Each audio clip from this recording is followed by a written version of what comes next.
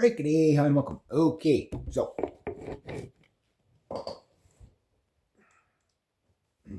Exhibit A. Got to comb my hair. Uh, I was in the midst of recording, and I heard knocks at the door. Plot thickens, and my nephew came in, and he hung out for a little bit, but I didn't have any tea. So I was like, well, if I don't have any tea, we can't have tea. I didn't have any butter, so we couldn't have the popcorn. So he hung out for maybe about half an hour, whatever. And I was showing him some of the airplanes. I tried to get him into them before, but I said, because now he's starting to get into airplanes. He's about 12 years old, right? So I said, what do you like? Jets, World War II airplanes, or World War One biplanes? Cloth wing biplanes. Oh, I want the cloth wing biplanes. So I said, I'll bring you a book. I'll choose one for you. But here's the deal. After supper, he's got to read me just a little bit. So he doesn't have to read the whole thing. I'll let him hang on to it, but he's going to have to read a little bit, like about maybe a paragraph or so a night. I don't care if he reads the whole thing in a year or whatever. I'll let him read this, but he's going to be more looking at the pictures and stuff like that. There's another one that's a little more picturesque. I want to go through it myself first because I want to pick like a plane and like, okay, tell me about this plane. What do you know about it? That kind of thing. And Spitfire. So there's going to be a little bit of everything in here. I don't know if there's any jets in here. No, we're still. So he's going to get World War One, World War Two planes and some modern stuff. There's some jets in here, some F-86 Sabres. So you might get the Great Plains. So it's not just World War One. So it's a little bit of everything in there. So that might pique his interest. But the idea is to get him to read, so he's just not on the computer all the time. But to get him to want to read, right? So he's 12. Books like that are great for starting, picture books, and there's a lot of reading in that. I wish there was a smaller book for him to go with, but we'll go with that one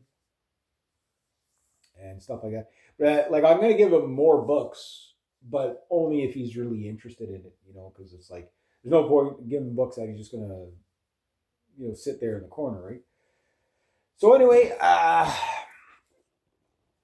I'm that's where I'm at on this book. So I don't know what today would be. I guess I'm trying to think about how many times I've read this book, or not times I've read this book, but picked it up to read it. And I want to say I'm at least 7 days in, minimum, maybe 8, 9 days in.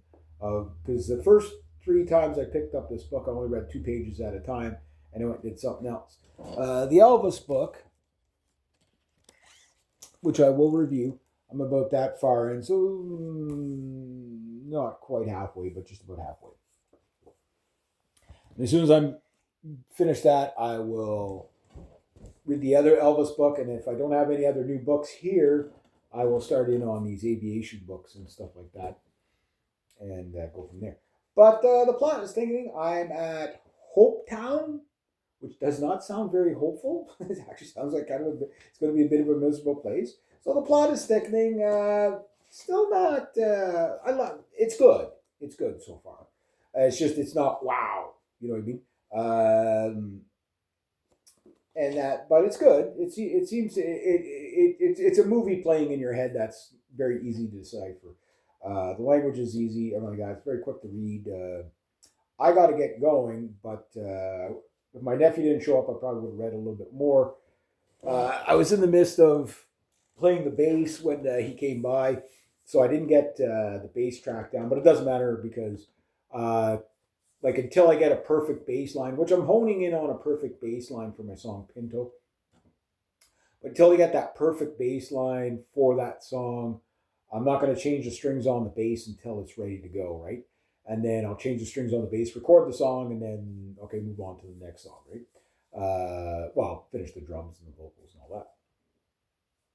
So, yes, my nephew laughed at me when he put on I put on the granny reading glasses there. Yeah, so everybody, but last night, so I gave my nephew a good chuckle. But he came down in his snowsuit and everything, which was almost the same color as this. I said, go put this on and go look in the mirror. So he had the granny glasses on in the mirror. We were laughing at him. So he's like, that's funny. Yeah, so that was good. That was good. one and only for today.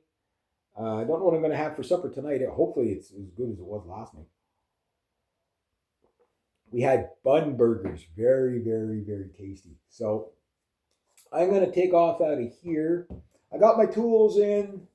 I put the bin out. I cleaned up a very little bit of brush. I'm looking for chaos and moving, of course, for my wire cutters and my fencing pliers because I think they might be actually up home in my other. There's like one toolbox left that they could be in. So I think I kept them up there. And if that's the case, I can go and take that last two trees and cover them up with the wire mesh so that the beavers don't get at it. But I got to see how much wire mesh I got there. But tomorrow I might be working. I know I got to go probably shovel the church. So I got to bring some shovels back home with me. I got to bring the book. So my dad said, don't forget the book. I said, okay, I won't forget the book. And we're going to go from there. So that's what I got to get doing. But I did get all my tool totes with the exception of one up home and my,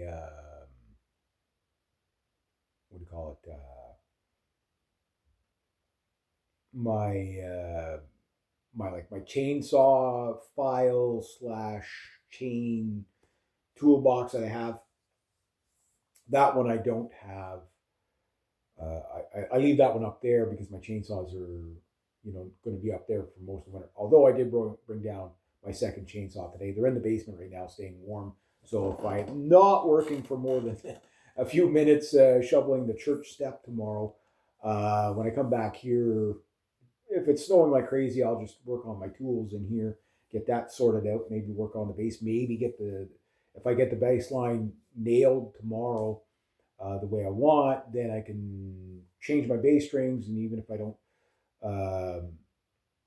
record the song till Monday, which tomorrow's Sunday, which I think Monday's December 1st. Wow, the year's almost gone. Then I can finish that. As soon as I finish the bass, then I'm on to the drums. The song's probably not going to be too hard to play on the drums. There's nothing really like super crazy. It's a little more of a straightforward song. And then vocals. And then, if I'm lucky, what I'm going to do is see if I can make a video somehow.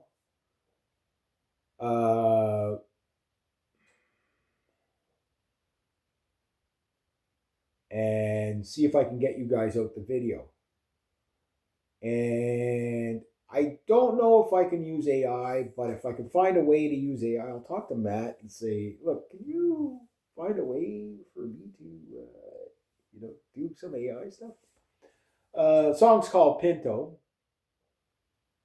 What I would really like the video to be about and stuff like that, to keep with the lyrics and all that, is a very strong family message to it. So and inspirational. So Pinto, but the song is about the guitar solo. I mean, it might not be the best guitar solo in the world, but I like what I did. There's a couple of spots that I would like to do better, but I'm just like, let's get it done and move on to the next song. You don't want to be like song paralysis where you're stuck on the same song for like 10 years. No, you got to keep it moving. Because I got to get. I'm working on Tomahawk as well right now because I know I got the guitar down for Pinto. It's just a matter of, like I say, getting the bass on there to back it perfectly. So when I put the drums to it, it's glued together really nicely as a song. And then I just got to really just, do the best I can with the vocals.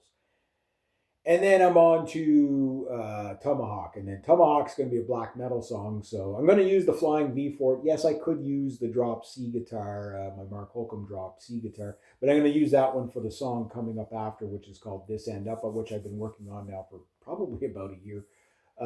Just off and on, the concept of it. And I'm going to do that. And what I'm going to do is, if I can get Pinto done this week, I'm going to try to have the video out for the following week or whatever, or before Christmas. Because I think it'd be nice if I could get it done before Christmas, but, things might not work out that way. I don't set a specific timeline. But if I can, and I can do a good enough video, even if I have to use AI, just it gives you better visuals. You know what I mean? That would be good. But Tomahawk, that one, I really want to film as much as I can. But I think for Pinto, what I might do is, see if I can come up with the storyline matching with the lyrics. But I have to finish the song to see how I'm going to put the storyline, right? If I have to go AI, I'll go AI. But you're going to be hearing real music. So if the video's AI, I don't want to use AI. I'd rather have real people. I watched, there was a whole bunch of videos came out last night from the making of this video. And I've already told you guys about this, like where like all the record companies, they kind of like let everything go all at once. And then you're just like, you binge watch. But I was watching like, what is the name of the band? I've seen a few things from, in years passing. What are they called again? Equilibrium, I think is what they're called. And they had a really crazy like video that they did last night, and it was like the song was called Equinox, and not 100% sure what it was about, but like the visuals were really really well done. Like the winter setting, the women in kind of a ghostly kind of white, and the guys in all like jet black kind of. It had a very interesting, sun and moon kind of symbolism in the dead of winter, life versus death kind of thing. But it was really well done.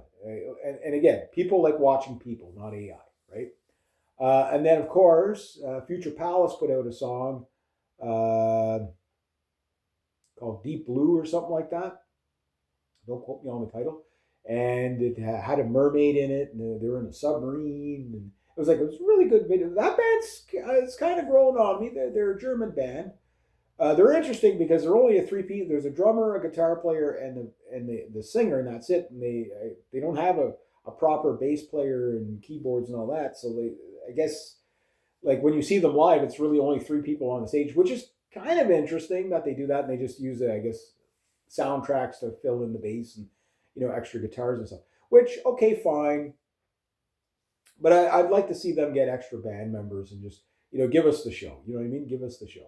But I understand it's hard to get stuff like that too, right? So, but their songs are getting better. Like their songs are good. I don't like every one of their songs. Well, I don't dislike any of their songs, but it's like they're still. I think they're still growing as a band, and it'll be interesting to see where they end up in like say 10 years or so. So yeah, so there's that. There was a few other metal songs that came out last night from the make of this video, or whatever.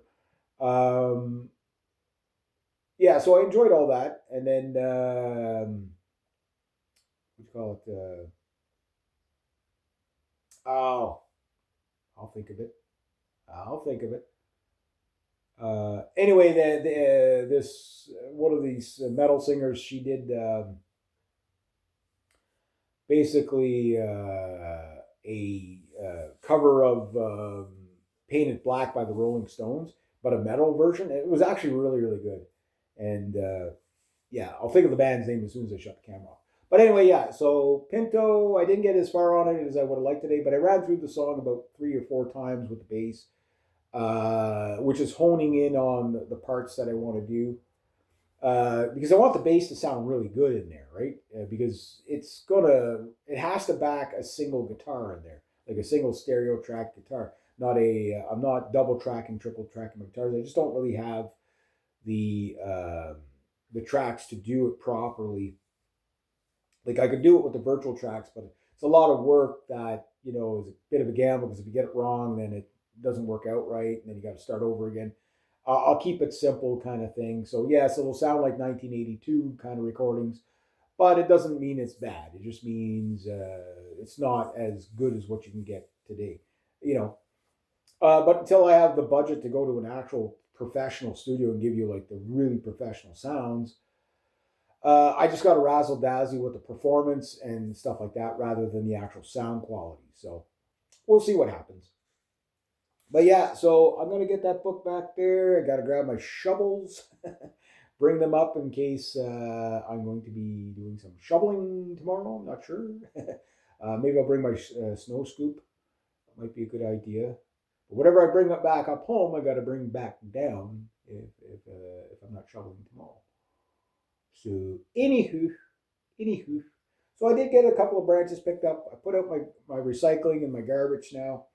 So that's good for the next 2 weeks, or at least till Monday. So the recycling will be emptied again on Monday, and after that, it's like there's probably not going to be much recycling to go out. So looks like either tomorrow or Monday I'll be working on sorting out my tools, and there's still stuff to bring down, but very very little. I could probably do it all in one truckload if I wanted, but I just bring little bits down at a time. All right, so I got to get going because it's getting close to supper time, and that's home time. It's home time. So yeah. So anyway, yeah, I didn't see Marvin yet today. So hopefully he's doing well. I didn't hear him running around up there, so hopefully hopefully Casper didn't come down and eat him. But yeah, I showed my nephew where the peanut butter jar was, and he said, "Yeah, just keep an eye on there. You might see Marvin in there once in a while. He does put his greedy little face in there." Eat all that frozen peanut butter that's out there. So, yeah. All right. So, yeah, I got to go get that done. There we go. What a day.